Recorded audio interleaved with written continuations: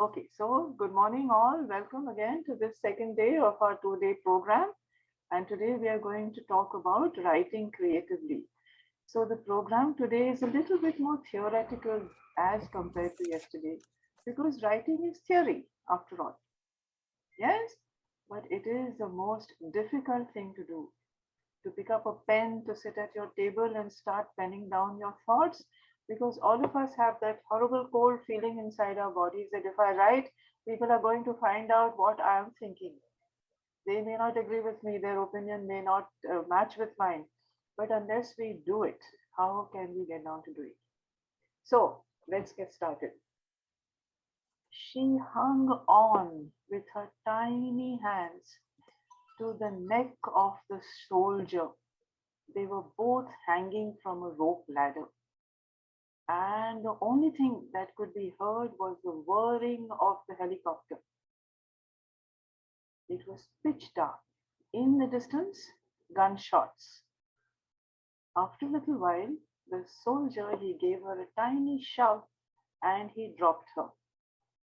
And when she looked down, inky pitch blackness. Fear. She doesn't remember anything. It was a blur. She came down, descended, and after a few seconds, she was caught in the arms of another strong soldier. She is orphaned. She is 7 years old, and she has escaped from the Taliban. This is a true story of a 7-year-old girl whose parents were shot when the Taliban took over Afghanistan. So what happens is we can easily write it in a very simple way, but we need to catch the attention of the people who are reading it. So we always do things, it doesn't always have to be writing which is over the top, but it has to have some point of interest for our readers, right? So come on, let's get started with our work today. And please enjoy yourselves. It's not going to be such a difficult thing. All of you are going to, ace it. Okay.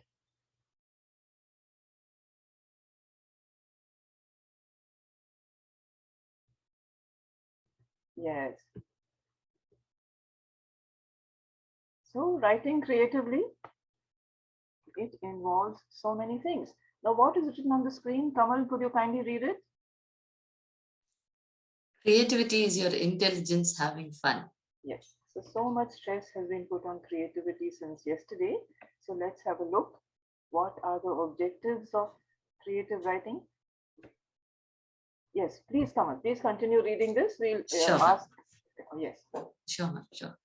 So it is documenting personal experiences, sharing stories with groups, and emotional and mental well-being of individuals is considered as important by allowing people to narrate their own stories. Yes. So what have they found that when people share their own stories, their own experiences, a part of themselves, there is a feeling of well-being. When people read it, the person who shares it feels very worthy, right? Okay, so yes, continue reading, then we'll ask another person to pick it up. Yeah. Yes, the session takeaways would be how to write with your own style, with self-expression, with individuality, how to share your own stories, and how to captivate your readers. Yes, that is our session takeaway, the outcome of what we're hoping to achieve today. Components of a creative writing creation, there are many, and since there are so many, we will not get into in-depth analysis of all of them, but just a few. Yes. So can I request Ritu, would you like to read? Ma'am, Ritu ma'am would be engaged in getting her kid ready for school. I think that's why the camera is off. Yeah. Maybe Amit sir, could you take it from here? Yeah. Yes, please. The screen says settings.